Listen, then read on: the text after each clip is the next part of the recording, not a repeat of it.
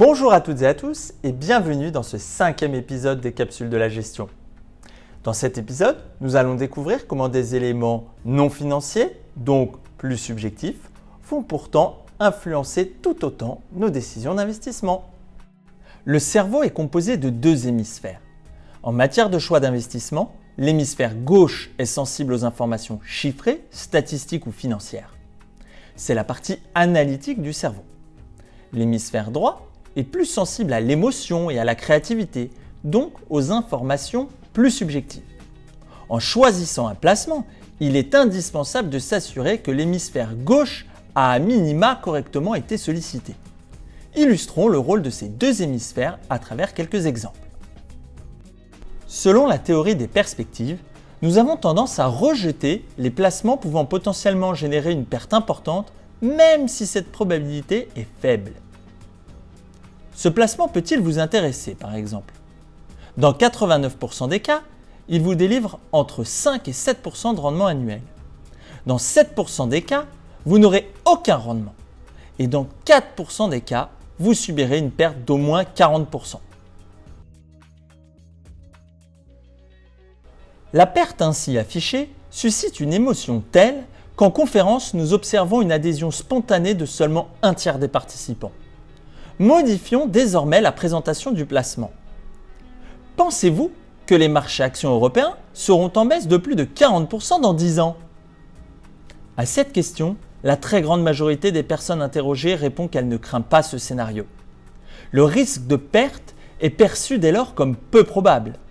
Il effraie bien moins que sa probabilité historique de réalisation donnée auparavant sans aucun contexte. De nombreux investisseurs sont enclins à s'exposer à des risques auxquels ils ne croient pas. L'adhésion au placement ainsi présenté est désormais élevée. Ce placement, vous l'avez sûrement reconnu, c'est un produit structuré non garanti en capital de type autocall à 10 ans. Il est très plébiscité par les investisseurs français. La manière de vous présenter un placement, ses avantages comme ses risques, influence donc fortement nos choix. S'informer le plus possible sur un placement est donc indispensable pour prendre sa décision. Prenons un autre exemple. Vous êtes un investisseur patrimonial et disposez de 30 000 € de liquidité en plus de votre assurance vie. On vous propose un compte à terme rémunéré à 0,5%. Proposé ainsi, vous le refuserez assez souvent.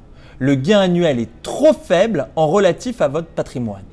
La satisfaction générée est trop faible au vu des désagréments. Toutefois, si l'on vous propose de reverser la moitié du rendement à une association caritative, il est probable que vous acceptiez cette fois. Pourquoi? Car désormais, l'hémisphère droit est stimulé.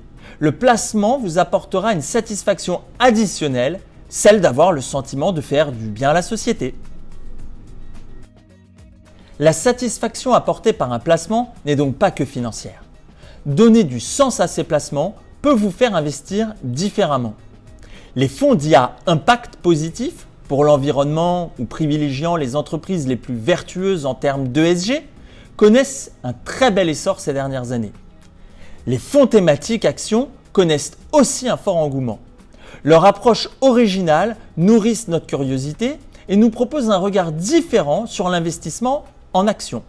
Cela détourne notre regard des critères de comparaison classiques entre les actifs tels que la performance, la volatilité ou la perte maximale historique. Un dernier exemple, la loterie. Nous savons tous que ce jeu a une espérance de gain négative et que notre probabilité de perdre est très élevée.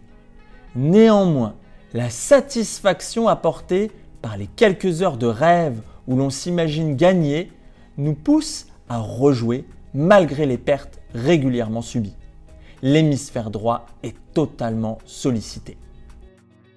Cet épisode est désormais terminé, merci de l'avoir suivi.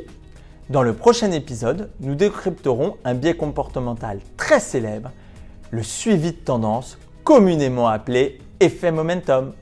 À très bientôt pour la suite de cette série.